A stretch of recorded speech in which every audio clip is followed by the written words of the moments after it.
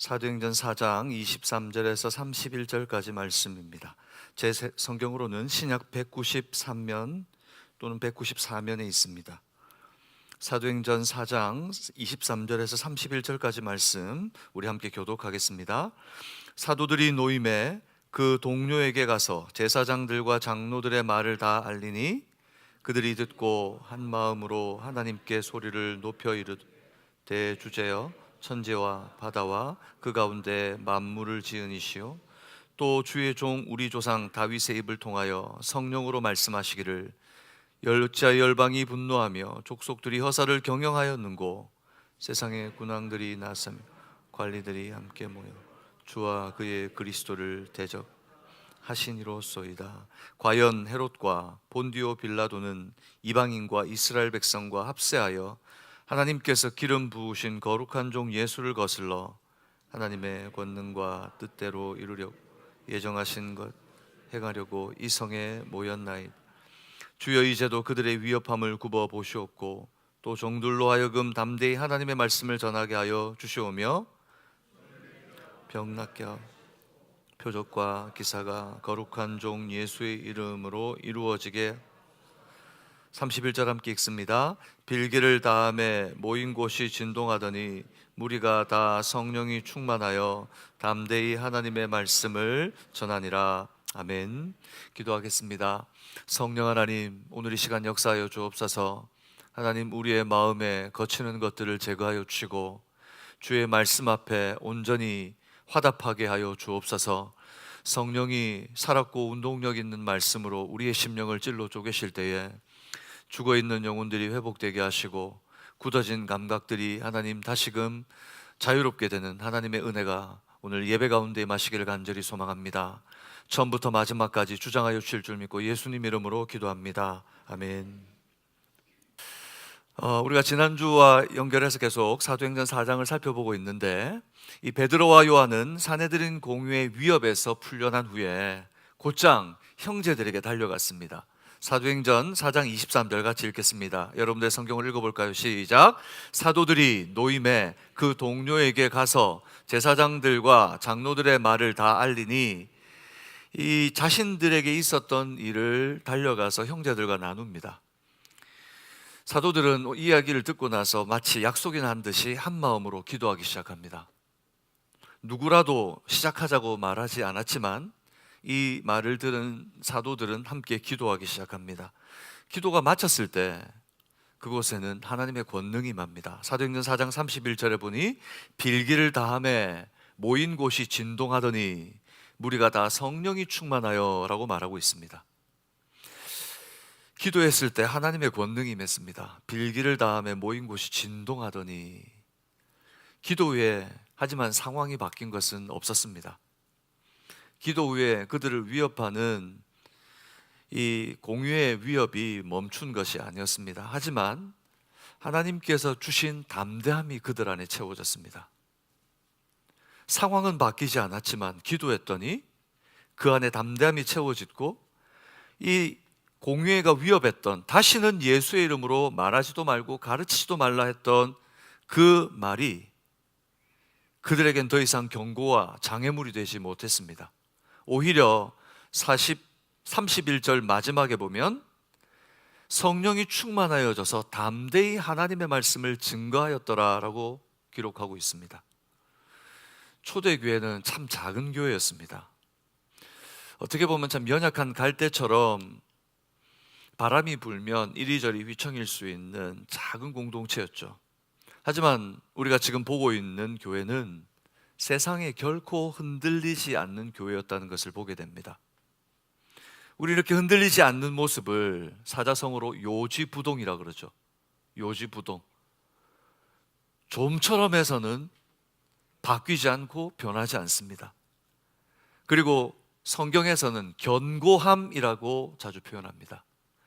영어로는 stand firm이라고 표현하죠. 두 다리를 땅에 딛고 서서 강하게 견고하게 서 있는 모습을 표현하는 것입니다. 아마 이건 모든 성도와 모든 교회가 바라는 모습일 겁니다. 그래서 우리는 기도합니다. 하나님, 교회가 세상에서 생존하는 교회로 남는 것이 아니라 소망이 되고 치유가 되는 교회가 되게 하여 주옵소서. 성도들은 또 자기들이 기도하죠. 각자의 심령에 주님께 기도합니다. 하나님, 내가 요지부동할 수 없는 믿음의 견고한 믿음을 주시옵소서. 우리는 늘 이렇게 기도합니다.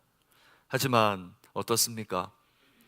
우리가 기도를 하지만 연약하여 쓰러질 때가 많지요. 오늘 우리는 이 말씀을 통해서 이 작은 교회가 어떻게 세상 앞에 이런 교회가 될 수 있었을까? 우리 이 말씀을 통해 견고한 성도, 세상에 흔들리지 않는 교회의 특징을 함께 살펴보면서 오늘 우리 교회가 행복한 예배를 드리는 교회, 선교에 힘쓰는 교회, 행복한 예배 행하는 선교 감당할 수 있는 지혜를 찾는 이 시간 되기를 소망합니다. 첫 번째 우리가 여기서 발견하는 이 교회의 특징은, 세상에 흔들리지 않는 교회의 특징은 대책을 찾는 것이 아니라 한 마음으로 기도하는 제자들에게서 발견합니다. 세상적인 대책을 찾는 것이 아니라 한 마음으로 기도하는 제자들의 모습에 바로 흔들리지 않는 교회의 이유가 있습니다. 어떤 분야에 실력이 있다고 하는 중요한 요소는 뭡니까? 어떤 분야에서 이 사람이 참 실력이 있다, 그것은 문제 해결 능력입니다. 그 분야의 다양한 경험을 통해서 돌발적인 상황에도 대책을 가진 사람들, 우리는 이 사람들을 전문가라고 부릅니다. 전문가로 구성된 인원이 많은 집단일수록 더 많이 실력이 있는 분야의 사람들이라고 말할 수 있겠죠.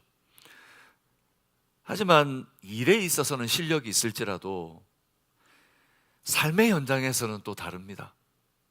삶의 현장은 답이 없는 일들이 다반사입니다. 아무리 그 분야에서, 그 일에서 내가 실력이 있다고 할지라도 인생의 문제에 우리가 다다르면 참 대책이 없다라는 것을 발견합니다. 그래서 모두는 알고 있습니다. 인생이란 대책 없다. 참 대책 없는 인생이다. 아무리 대책을 세워 놓아도 그 문제는 해결할 방법이 없다. 알면서도 사람들은 어떻게 하냐? 습관적으로 어디에 있을지도 모르는 대책을 찾으려고 애쓰고 있는 우리를 발견합니다. 대책 없는 인생인지 알면서도 대책을 찾습니다. 그 대책이 어디 있는지도 모르면서 막 방황합니다. 마치 조건 반사적으로 그냥 문제가 일어나면 대책을 찾으려고 발버둥 치는 것이 바로 인생이 아닌가 하는 생각을 가지게 됩니다. 오늘 베드로와 요한은 풀려나서 곧장 공동체로 돌아왔지만 형제들에게 이 위협을 알렸을 때 그들은 대책을 찾지 않았습니다. 그들은 일반적인 대책을 찾기 위해서 머리를 맞대고 그래, 이 일을 어떻게 해야지? 회의가 일어나지 않습니다. 일반적인 상황에서 이 정도 상황이면, 이 정도 상황이 우리 교회에 일어났다면 교회는 뭐부터 할까요? 기도해야 되겠죠. 저는 그걸 바랍니다. 하지만 문제가 일어나면 대책회의가 열리겠죠. 이 문제를 어떻게 해결하지? 이 문제를 어떻게 해야 될까? 회의를 열고 대책을 찾읍시다. 모두가 그 얘기를 할 겁니다. 아마 기도합시다 라는 말은 안타깝게도 대부분의 교회에서조차 기도로 우리 다 같이 모여서 온 교회가 모여서 기도합시다 라고 하는 것을 찾아보기는 힘든 현실을 발견합니다. 사람들이 모인 곳에는 대책을 먼저 찾으려고 합니다. 하지만 사도들은 대책을 마련하기 위해 지금 말씀을 보니까 회의를 하지 않았습니다. 그들은 전략을 짜지 않았습니다. 4장 24절에 보니까 그들이 무엇을 합니까? 사도들의 두 사도의 말을 듣고, 24절 같이 읽어볼까요? 그들이 듣고 한 마음으로 하나님께 소리를 높여 이르되 대주제여 천지와 바다와 그 가운데 만물을 지은 이시오. 오늘 사도들이 누구와 누구에게 그렇게 하자고 요청하지도 않았는데 오늘 두 사도의 상황을 다 듣고 나서 온 사도가 한 마음으로 하나님께 소리를 높여라고 말합니다. 무슨 말입니까? 모두가 함께 기도하기 시작했습니다. 여기서 우리는 영적인 습관이 얼마나 중요한가를 보게 됩니다. 영적인 습관이 얼마나 중요한가. 우리가 어떤 일을 닥쳤을 때, 어떤 상황이 닥쳤을 때 우리는 어떤 습관을 가지고 있는가. 놀랍게도 기도는 어떻게 하면 잘할 수 있습니까? 라고 묻는 사람들이 많습니다. 어떻게 하면 기도를 잘할 수 있나요? 여러분들에게 마음속으로 답해 보십시오. 어떻게 하면 기도를 잘할 수 있을까요? 아마 마음속으로 대답할 겁니다. 목사님이 가르쳐 줘야죠. 왜 우리에게 묻습니까? 근데 놀랍게도 많은 기도의 영성을 가진 많은 분들이 이야기하는 동일한 말이 있습니다. 기도하는 사람, 기도하면서 기도를 배운다. 기도하면 기도를 배운다. 기도의 습관을 가졌을 때 더 능력 있는 기도로 이끌어준다. 그럼 기도는 신비한 것입니다. 기도할 때, 기도의 습관을 가질 때 여러분들이 기도하는 능력을 갖게 될 줄로 믿습니다. 여러분, 기도를 잘하고 싶으십니까? 우리의 기도에 역사가 일어나길 원하십니까? 그럼 묻겠습니다. 기도하고 계십니까? 기도하고 계십니까? 그 문제를 놓고 기도하고 계십니까?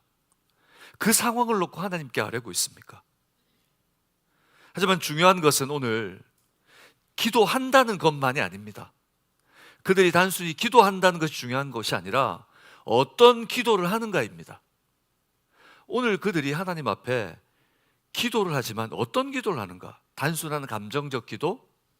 문제를 쏟아내는 기도가 아니었습니다. 하나님, 이 기도 들어주시고 이 문제 어떻게 해야 됩니까? 라고 사도들이 입을 모아서 기도하는 그런 기도가 아니었습니다. 오늘 사도들의 기도는 신앙 고백적 기도였습니다. 문제를 아뢰는 기도가 아니라 신앙을 고백하는 기도였습니다. 기도는 이렇게 시작되죠. 대주제여, 천지와 바다와 그 가운데 만물을 지은 이시오. 하나님, 이 문제 해결해 주세요. 하나님, 이거 어떡할 거요가 아니었습니다. 대주제여. 이 대주제란 무슨 말입니까? 성경에 이 대주제라는 말이 자주 등장하지는 않습니다. 이 대주제란 주인이라는 의미입니다. 주인님, 노예에 대해서 절대적 소유와 힘을 가진 주인을 부를 때 대주제여라고 부릅니다. 한마디로 사도들은 지금 기도하면서 하나님께 무엇을 기도합니까? 사도들의 기도는 이것입니다. 하나님은 주인이십니다. 하나님은 주인이십니다. 오늘 우리의 기도에 이런 고백이 담겨져 있기를 주님의 이름으로 축복합니다. 우리가 무엇을 기도해야 될까? 하나님은 주인이십니다. 어디의 주인이십니까? 천지와 만물의 주인이십니다. 하나님께서 모든 세상의 주인이라는 것을 고백하는 것입니다. 여러분, 진짜 능력 있는 기도는 바로 이런 기도입니다. 우리의 문제를 하나님께서 우리가 아뢰기 전에 이미 다 아시는 것을 믿는 기도입니다. 하나님께서 우리의 주인이시고 모든 것을 아시기에 하나님께서만이 일하실 수 있다는 것을 믿을 때에 우리는 이 기도를 할 수 있습니다. 그리고 사도행전 2장 4장 25절부터 28절을 보면 기도가 계속 이어지죠. 여기에 보면은 시편 2편의 말씀을 인용하는 기도입니다. 우리 한번 성경을 볼까요? 25절부터 28절까지 말씀, 우리 기도라고 생각하고 같이 한번 읽겠습니다. 사도행전 4장 25절에서 28절까지 말씀을 우리 기도문처럼 우리의 마음을 담아 한번 같이 읽어봅시다. 또 주의 종 우리 조상 다윗의 입을 통하여 성령으로 말씀하시기를 어찌하여 열방이 분노하며 족속들이 허사를 경영하였는고 세상의 군왕들이 나서며 관리들이 함께 모여 주와 그의 그리스도를 대적하는도다 하시니로소이다. 과연 헤롯과 본디오 빌라도는 이방인과 이스라엘 백성과 합세하여 하나님께서 기름 부으신 거룩한 종 예수를 거슬러 하나님의 권능과 뜻대로 이루려고 예정하신 그것을 행하려고 이 성에 모였나이다. 지금 이게 기도입니다. 여러분, 이게 무슨 성경을 이야기하거나 예언을 얘기하는 것이 아니고 사도들이 한 기도입니다. 지금 이 기도는 무엇을 이야기하고 있습니까? 예수님의 고난과 핍박은 그저 예수님이 당한 슬픈 일이 아니라 하나님의 계획입니다. 하나님께서 그 죽음조차도 하나님의 허락 없이는 이루어질 수 없도록 역사하셨군요. 그리고 지금 우리들 앞에 일어난 일도 바로 하나님께서 바로 그 연속석상에서 하나님의 뜻 안에서 이루고 있는 일입니다 라고 고백하는 겁니다. 사랑하는 여러분, 모든 세상의 역사와 다스림 하나님께 있는 줄로 믿습니다. 여러분의 삶이 하나님께 있는 것을 믿습니까? 우리의 일생의 삶과 계획은 하나님의 손 안에 있습니다. 그리고 지금 제자들은 하나님, 지금 이 상황이 하나님의 손 안에 있으니 이 모든 일들을 이루실 분은 하나님입니다. 하나님, 우리 가운데 역사해 주옵소서. 성도는 대책을 찾는 사람들이 아닙니다. 성도는 대책을 찾기 위해 지혜를 짜내는 사람들이 아닙니다. 성도는 모든 문제의 대책이 되시는 하나님께 문제가 일어나게 될 때, 상황이 급박해질 때 그냥 우리의 삶을 하나님께 드리는 사람들입니다. 사랑하는 여러분, 혹시 여러분의 삶에 어떤 문제가 있습니까? 어떤 어려움이 있습니까? 대책을 찾고 계십니까? 대책을 찾으셨습니까? 그게 대책이 되던가요? 하나님께 여러분의 삶을 맡겨드리기를 바랍니다. 그 문제의 해결은, 그 문제의 해답은 하나님께 있으며 하나님께 간구하면 하나님이 대답이 되어 주실 줄로 믿습니다. 하지만 우리는 아직 완전하지 않아서 현실의 문제를 현실로 다시 돌아가면 여전히 흔들리는 우리를 발견하게 됩니다. 이번 한 주일 동안 여러분들 정말 굳건하게 서서 믿음으로 사셨을 것이라고 믿습니다. 아멘? 네, 흔들리셨군요. 많이 흔들리셨군요. 하나님께서 그럼에도 여러분들과 함께 하고 있다는 것을 우리가 보는 것입니다. 흔들리는 이유는 상황 때문이 아니에요. 정확히는 여러분이 흔들렸던 이유를 한번 보세요. 굉장히 큰 문제, 엄청난 문제 우리가 흔들리나요? 오히려 엄청난 문제가 오면 맞서 싸울 겁니다. 막 마음에서 저것과 싸워 이겨야지 하는 분투가 일어날 거예요. 내가 이 정도로 질 수 없어. 근데 희한하게 여러분, 정말 작은 문제, 정말 별것도 아닌 문제, 그냥 지나갈 수 있는 문제 때문에 우리가 넘어져요. 말 한마디, 소문 하나, 조그만 그냥 트러블 하나에 무너질 때가 너무 많죠. 그래서 정확히는 우리가 무너지고 흔들리는 이유는 상황 때문이 아니라 상황에 대한 해석 때문입니다. 우리의 삶에 일어나는 그 상황을 해석할 능력이 없는 거죠. 믿음으로 해석하고 바라보고 이것이 무엇인지, 오늘 사도들이 이 문제가 닥쳤을 때 대주제여라고 하나님께 해석할 능력을 가지고 기도했던 것처럼 우리가 능력을 갖춰야 되는데 해석하지 못하고 사는 거죠. 이스라엘 백성들이 하나님이 주신 젖과 꿀이 흐르는 땅, 가나안 땅으로 가기 위해 시내산을 떠나서 가데스 바네아라는 곳에 가데스라는 곳에 이르렀죠. 그곳에서 12명의 정탐꾼을 가나안에 올려 보냈습니다. 며칠 후에 돌아왔습니까? 성경 퀴즈입니다. 며칠 후에 돌아왔을까요? 1번 20일, 2번 30일, 3번 40일. 정답은 몇 번일까요? 정답은 몇 번일까요? 네, 3번 40일입니다. 제가 30일 얘기했나요? 네, 제가 오늘 좀 정신이 없습니다. 이해해 주시기 바랍니다. 하나님께서 이스라엘 백성들을 가나안 땅으로 올려보내실 때 분명히 그 땅을 주시리라고 약속했죠. 그러나 이 이스라엘 백성들은 의심이 들어서 12명의 정탐꾼을 보냈습니다. 40일 이후에 두 사람이 포도송이를 장대에 끼고 나머지 정탐꾼과 함께 돌아왔습니다.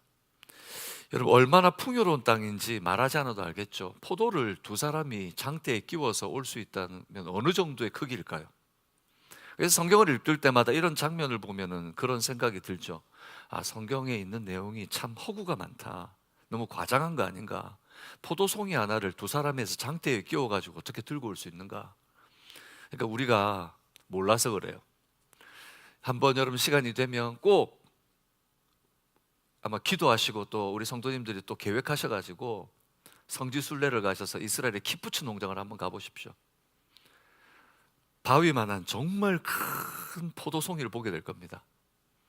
포도송이가 얼마나, 열대 지역에서 자라는 포도송이들, 과일들이 얼마나 탐스럽고 달고 큰지 모릅니다. 오늘 그들이 포도송이를 메고 오니까 얼마나 기뻤겠습니까? 그래서 정탐꾼들이 이제 보고를 하나씩 시작하기 시작합니다. 그런데 보는 상황과 다르게 10사람이 보고를 합니다. 도저히 이 땅은 갈 수 없습니다. 그곳에는 거인 민족이 있고 우리는 그곳에 가면 그냥 그 사람 앞에서 아무것도 아닌 오합지졸일 뿐입니다. 근데 그들의 말을 막아서면서 두 사람이 이야기합니다. 누굴까요? 여호수아와 갈렙이었습니다. 여호수아와 갈렙이 오늘 이 문제를 다르게 해석해 줍니다. 민수기 14장 8절과 9절에 보니까 이 두 사람은 오늘 이 상황을 이렇게 해석합니다. 같이 읽어볼까요? 여호와께서 우리를 기뻐하시면 우리를 그 땅으로 인도하여 들이시고 그 땅을 우리에게 주시리라. 이는 과연 젖과 꿀이 흐르는 땅이니라. 다만 여호와를 거역하지 말라. 또 그 땅 백성을 두려워하지 말라. 그들은 우리의 먹이라. 그들의 보호자는 그들에게서 떠났고 여호와는 우리와 함께 하시느니라. 그들을 두려워하지 말라 하나. 완전히 다른 해석입니다. 12사람이 동일한 상황을 보고 왔습니다. 10사람은 안 된다고 이야기합니다. 두 사람은 뭐라고 합니까? 하나님이 우리를 기뻐하면 그 땅으로 인도하여 드릴 거다. 그러니 우리가 해야 될 건 뭐다? 여호와를 거역하지 말자. 그 땅 백성들을 두려워하지 말자. 여호와 우리와 함께 하시니 우리를 반드시 그 땅으로 들이실 것이다 라고 고백하는 겁니다. 오늘 우리가 살아가는 현실의 문제는 아마 거의 비슷할 겁니다. A라고 하는 사람이 겪는 상황을 B라고 하는 사람들이 겪죠. 그래서 저는 우리 모두가 서로 겪는 일에 서로를 위로해주며 이야기를 합니다. 그러나 누구도 해답을 갖고 있지 않습니다. 누구도 해결해 줄 수 없습니다. 그리고 그 사람이 바라보는 상황과 내가 바라보는 상황이 다 다릅니다. 그래서 상황을 바라보면 두려울 뿐입니다. 사람의 이야기를 듣는다고 해서 문제가 해결되지 않습니다. 하지만 주님의 눈으로 삶을 해석하면 상황은 달라지지 않지만 담대함이 생깁니다. 동일한 상황인데 그 상황이 두렵지 않습니다. 오늘 여러분에게 주님께서 그 믿음의 눈을 열어주시기를, 여러분이 간절히 기도할 때 성령이 역사하셔서 여러분을 담대해지게 하시기를 바랍니다. 담대한 성도, 세상에 흔들리지 않는 교회는 상황에 매이지 않는 겁니다. 그리고 하나님을 바라보는 겁니다. 여러분, 아직도 여러분의 문제가 있다면 그것을 바라보고 있습니까? 오늘 여러분에게 도전합니다. 하나님을 바라보시기 바랍니다. 하나님께 눈을 돌리시기 바랍니다. 이제 기도가 마지막 수단이 아니라 여러분의 최선의 선택이 되시기를 바랍니다. 기도는 나중에 제일 마지막에 우리가 문제를 찾다 해결이 안 되면 하는 최후의 선택이 아니라 여러분들이 믿음의 눈을 열고 담대해져서 지혜를 가지고 주님 앞에 최선의 선택으로 드리는 방법, 그래서 세상에 흔들리지 않는 교회, 견고한 믿음의 성도들이 되시기를 주님의 이름으로 축복합니다. 세상에 흔들리지 않는 교회는 어떤 교회인가? 오늘 이 초대교회를 보니 그들은 문제 해결이 아닌 분별할 수 있는 눈을 여시는 성령님이 일하시는 교회였습니다. 문제 해결에 집중하지 않고 분별할 수 있는 눈을 열어주시는 성령님의 일하심이 함께하는 교회였어요. 초대교회는 오늘 이 사건인 뿐만 아니라 사도행전 7장 8장까지 가는 이 교회가 부흥하는 역사 속에서 문제가 늘 일어날 때마다 영적인 분별력을 가지고 상황을 대처했습니다. 오늘 본문에서도 그 사도들이 어떻게 대처했는지를 어림짐작하며 볼 수 있는 모습이 나타납니다. 그들은 하나님 앞에 기도합니다. 그런데 문제 없애주세요, 핍박을 멈춰주세요라고 기도하지 않습니다. 하나님, 이 문제를 제거해 주세요. 오히려 사도행전 4장 29절을 보니 이렇게 기도하죠. 우리 같이 읽겠습니다. 주여, 이제도 그들의 위협함을 굽어 보시옵고 또 종들로 하여금 담대히 하나님의 말씀을 전하게 하여. 어떻게 기도하고 있습니까? 하나님, 이 위협을 굽어 보시옵소서. 그리고 우리가 담대히 말씀을 전하게 하여 주옵소서.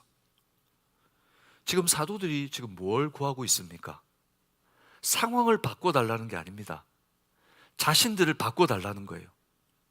하나님, 이 문제 해결하는 것이 아니라 우리를 바꿔주셔서 우리의 심령을 담대하게 하여 주셔서 위협이 있지만 도망가거나 대책을 찾거나 문제를 피하는 것이 아니라 오히려 더 담대하게 말씀을 전할 수 있게 우리를 붙들어 달라는 것입니다. 저는 우리 성도들이 이렇게 기도할 수 있기를 바랍니다. 하나님, 문제 피할 수 있도록 피할 길 열어주세요. 문제가 일어날 때마다 피할 길을 주세요. 피하게 해주세요가 아니라 하나님, 담대하게 해주세요. 이 문제를 이기게 해주세요. 뚫고 지나가고 정면 돌파하게 해주시옵소서. 이런 기도가 우리 성도들 가운데 나타나기를 바랍니다. 근데 왜 이런 기도를 할 수 있었을까요? 이런 기도를 우리와 왜 그들이 다른 걸까요? 바로 성령께 붙잡혔기 때문입니다. 성령이 그들을 붙들고 믿음의 눈을 열어주셨기 때문입니다. 그러니 지금 이 상황도 두려워할 일이 아니라 하나님의 계획 안에 있다는 것을, 이 순간도 하나님이 일하신다는 것을 사도들은 고백하고 있는 겁니다. 그러나 이 말씀을 계속 보면 볼수록 우리의 기도가 생각납니다. 하나님, 문제 좀 없애주세요. 상황에서 벗어나게 해주세요.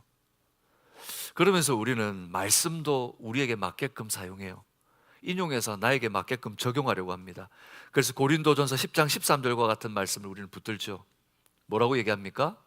사람이 감당할 시험 밖에는 너희가 당할 것이 없나니 오직 하나님은 미쁘사 너희가 감당하지 못할 시험 당함을 허락하지 아니하시고 시험 당할 즈음에 또한 피할 길을 내사 너희로 능히 감당하게 하시느니라. 우리가 언제 이런 말씀을 암송합니까? 문제가 생기면 어떻게 해달라고? 하나님, 문제 해결해 주시옵소서. 근데 여러분 보십시오.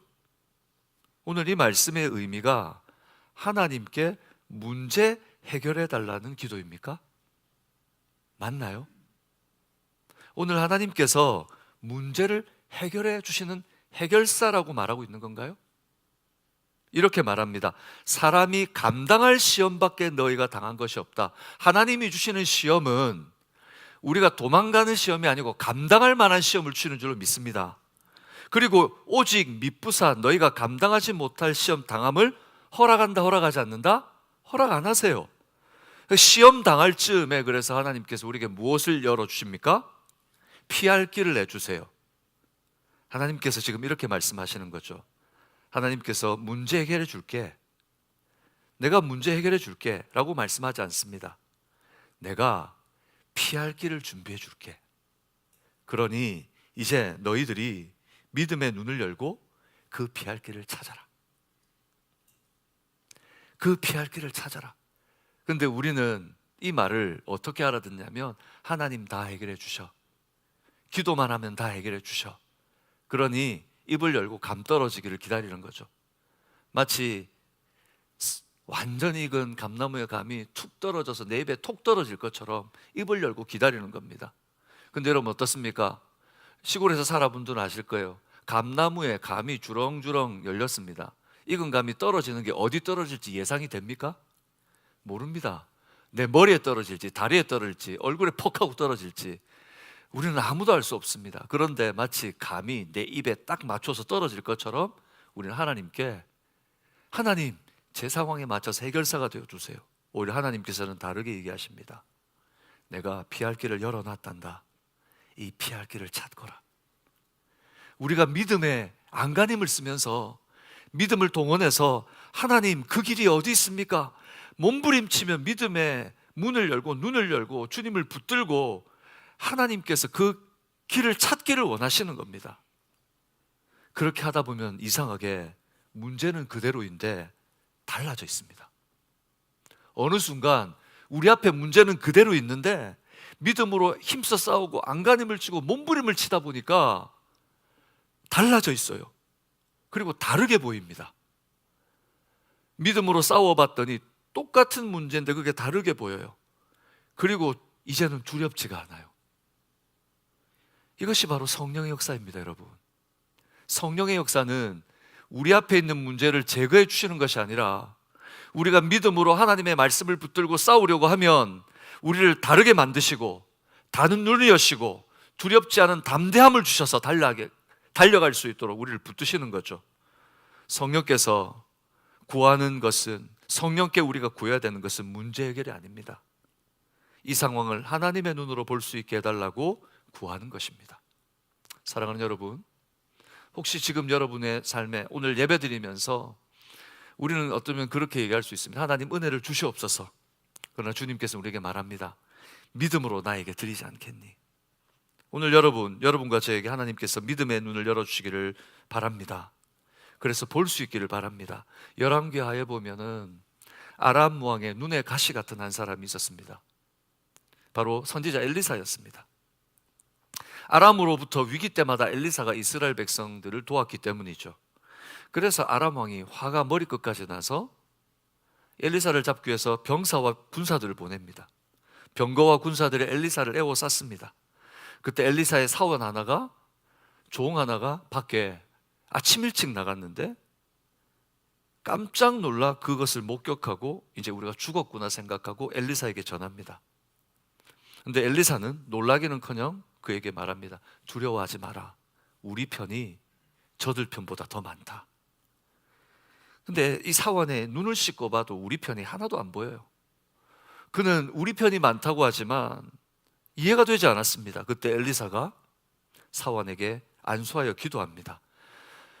열왕기하 6장 17절에 보면 이렇게 기록되어 있습니다. 우리 같이 볼까요? 기도하여 이르되 여호와여 원하건대 그의 눈을 열어 보게 하옵소서 하니 여호와께서 그 청년의 눈을 여심해 그가 보니 불말과 불병거가 산에 가득하여 엘리사를 둘렀더라. 여러분, 상황은 변하지 않았습니다. 오늘 엘리사의 상황은 변하지 않았어요. 그러나 어떻게 되었습니까? 믿음의 눈을 열어주시니까 두렵지 않습니다. 왜 그렇습니까? 하나님이 우리의 편에 서 계시기 때문입니다. 그러므로 여러분, 흔들리지 않는 교회는 문제 해결 능력을 갖추는 것보다 더 중요한 것이 있습니다. 먼저 성령님과 함께 동행하기를 힘쓰는 교회가 되는 것입니다. 여러분을 견고하게 하시고 능력을 주셔서 세상에 소망을 전하게 하시고 가정을 세울 뿐만 아니라 교회의 기둥 같은 사명자로 되게 하시는 것, 이것이 우리 하나님의 뜻인 줄 믿습니다. 그러니 성령님 그저 이렇게 우리를 두시지 않습니다. 여러분의 문제 앞에 당면에 있을지라도 주님께서 오늘 돕기를 원하십니다. 이 한 주간 사랑하는 여러분, 문제 앞에 서 있을지라도 흔들리지 않기 위하여 성령님께 여러분의 삶을 온전히 맡겨드리는 여러분들 되시기를, 결단하시는 여러분 되시기를 주님의 이름으로 축복합니다. 마지막 세 번째, 세상에 흔들리지 않는 교회는 두려움에 멈추지 않고 담대히 말씀을 전하는 공동체였습니다. 우리가 달리다 보면 장애물이 나타나면 어떻게 합니까? 달리다가 장애물이 앞에 탁 나타나면 멈추게 되죠. 큰 장애물이 아니더라도 달리다가 돌뿌리 하나가 우리 다리에 툭 걸리면 달리다가 멈추게 됩니다. 그렇습니다. 장애물이 나타나면 조건반사적으로 우리는 멈추게 돼요. 오늘 그러나 여기에 모여있는 사도들은 멈추지 않았습니다. 기도가 끝났을 때 어떤 일이 일어납니까? 사도행전 4장 31절에 보니 모인 곳이 진동하더니 무리가 다 성령이 충만하여 담대히 하나님의 말씀을 전하니라. 여러분, 지금 어떤 변화가 일어났습니까? 무엇이 바뀌었습니까? 환경이 아니라 사람이 바뀌었죠. 믿음으로 기도하고 성령께서 눈을 여시니 복음이 선명해지니 사람이 바뀐 겁니다. 선명해지면 애매하게 살지 않습니다. 선명해지면 애매하게 결정하지 않습니다. 애매히 사는 이유는 뭐냐? 선명하지 않기 때문입니다. 복음이 선명해지면 우리는 살아도 주를 위해 죽어도 주를 위해 죽는다고 하는 담대함이 우리 가운데 일어날 줄로 믿습니다.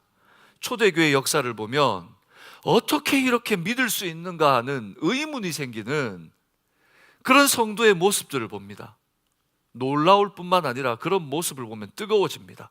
히브리서 11장에 보면은 바로 그 믿음의 선배들의 모습이 기록되어 있죠. 쭉 읽어 내려가다 보면 가슴이 뜨거워집니다. 그들은 믿음으로 나라를 이기기도 하고 사자들의 입을 막기도 하며 불의의 세력을 멸하기도 하고 이방 사람들의 진을 물리치기도 합니다. 하지만 이것보다도 사실 놀라운 것은 이겁니다. 더 좋은 부활을 얻고자 하여 심한 고문을 받되 구차히 풀려나기를 원치 않고 믿음을 지켰다. 여러분, 부활의 소망이 얼마나 큰지, 믿음을 거부하라 그러는데 구차하게 믿음을 거부하지 않겠다고 했다는 겁니다. 내 목숨을 빼앗을지언정 나는 내 믿음을 타협하지 않겠다고 이야기했다는 거죠. 그리고 11장 36절에서 38절까지를 보면 이렇게 기록되어 있습니다. 우리 함께 같이 읽어보겠습니다. 히브리서 11장 36절에서 38절까지 말씀 시작. 또 어떤 이들은 조롱과 채찍질 뿐 아니라 결박과 옥에 갇히는 시련도 받았으며 돌로 치는 것과 톱으로 켜는 것과 시험과 칼로 죽임을 당하고 양과 염소의 가죽을 입고 유리하며 궁핍과 환난과 학대를 받았. 여러분 여기 보십시오. 이게 사람이 살 수 있는 모습입니까? 이 학대가 견딜 수 있는 학대입니까? 조롱과 채찍질, 옥에 갇히고 시련받고 돌로 치고 톱으로 켜고 시험과 칼로 죽임을 당하고 이제 인간으로 살 수 없어 도망다니는데 양과 염소의 가죽을 입고 숨어 삽니다. 궁핍과 환난이 늘 따라다닙니다. 이런 문제가 있는데도 그들은 믿음을 포기하지 않았습니다. 38절에 보니 이렇게 말합니다. 같이 읽겠습니다. 이런 사람은 세상이 감당하지 못하느니라. 그들이 광야와 산과 동굴과 세상은 여전히 우리에게 말합니다. 세상과 타협하라고 이야기합니다. 조용히 믿어라. 드러내지 마라. 적당히 좀 해라. 세상은 우리에게, 우리 주변에 있는 이들도 우리에게 이런 믿음이 아니라 상황과 타협하라고 부추깁니다. 그리고 정말 달콤한 말이 들립니다.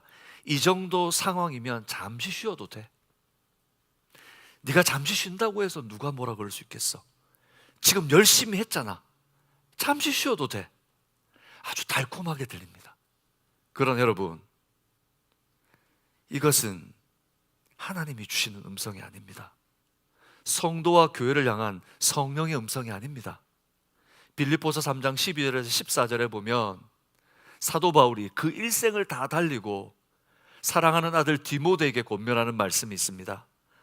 12절에서 14절까지 말씀, 내가 이미 얻었다 함도 아니요 온전히 이루었다 함도 아니라 내가 열심히 내 인생을 달렸지만 내가 얻은 게 없다.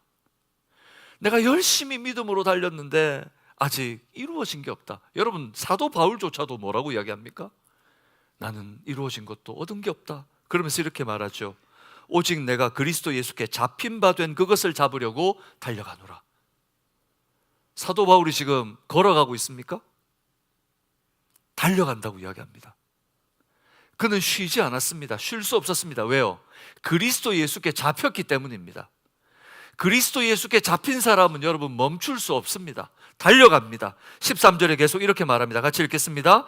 형제들아, 나는 아직 내가 잡은 줄로 여기지 아니하고 오직 한 일, 즉 뒤에 있는 것은 잊어버리고 앞에 있는 것을 잡으려고 14절 표대를 향하여 그리스도 예수 안에서 하나님에서 위에서 부르신 부름의 상을 위하여 달려가는 여러분들 되시기를 주님의 이름으로 축복합니다.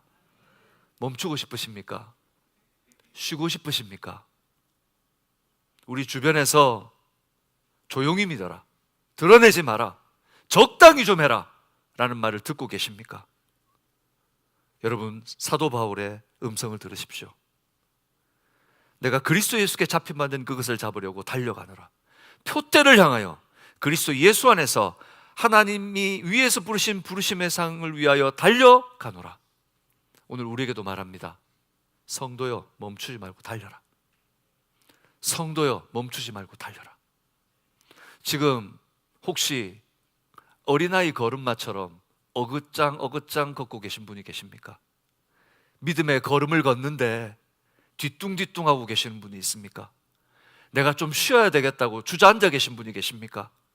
오늘 다시 일어나 달리는 하나님의 은혜가 있기를 주님의 이름으로 축복합니다. 위협하는 세상의 소리에 속지 마십시오. 믿음의 경주를 멈추지 마십시오. 성령께서 여러분을 돕고 계심을 기억하십시오. 이 경주 우리의 힘으로 하는 것 아닙니다. 우리가 달리는 것 아닙니다. 성령께서 여러분을 돕고 계십니다. 더 분명히 내가 주님의 은혜와 하나님의 복음을 붙들기 위하여 십자가의 부활을 확신하기 원하십니까? 그럼 여러분에게 도전합니다. 그 복음을 전하십시오. 복음은 놀라운 것이라 나누면 배가가 됩니다. 내게 받은 은혜를 더 풍성히 누리고 싶으십니까? 복음을 전하십시오. 흘려보내십시오. 확신은 강해지고 세상에 흔들리지 않는 믿음을 얻게 되실 줄 믿습니다. 말씀을 맺겠습니다. 사랑하는 성도 여러분, 초대교회는 특별해서 흔들리지 않았던 게 아닙니다. 초대교회는 강한 교회이기 때문에 흔들리지 않은 것이 아닙니다. 그들도 두려웠고 그들도 연약했습니다. 하지만 다른 것이 있었습니다. 그들은 기도하며 복음 앞에 서 있었습니다. 전혀 기도에 힘썼으며 기도를 최선으로 하는 공동체였습니다. 저는 우리 교회가 기도가 최선이 교회가 되는 그런 교회가 될 줄로 믿습니다. 기도의 자리로 나와서 기도하시고 여러분의 삶의 터전에서 기도하시고 시시로 무시로 성령 안에 기도하시기를 주님의 이름으로 축복합니다. 그리고 성령께 자신을 맡기는 공동체였습니다. 문제가 아니라 성령께 집중했습니다. 오늘 우리도 흔들립니다. 현실 때문에, 미래 때문에, 사람들의 시선 때문에 자꾸 흔들립니다. 그러나 기억하십시오. 교회를 붙들고 있는 것은, 우리의 믿음 생활을 온전히 해나가는 것은 우리의 실력이 아니라 예수 그리스도의 십자가 때문입니다. 우리를 담대하게 하는 것은 우리의 강함이 아니라 성령의 충만하심입니다. 그래서 오늘 우리는 이렇게 기도해야 됩니다. 문제를 없애주세요가 아니라 하나님을 더 확실하게 선명하게 보게 하여 주옵소서. 두려움을 없애주세요가 아니라 하나님 내게 담대함을 부어 주시옵소서. 어쩌면 그렇게 얘기할 겁니다. 문제 없애주세요, 두려움 없애주세요 하고 하나님을 선명하게 보게 해주세요, 담대함을 부어주세요. 뭐가 다릅니까? 다릅니다.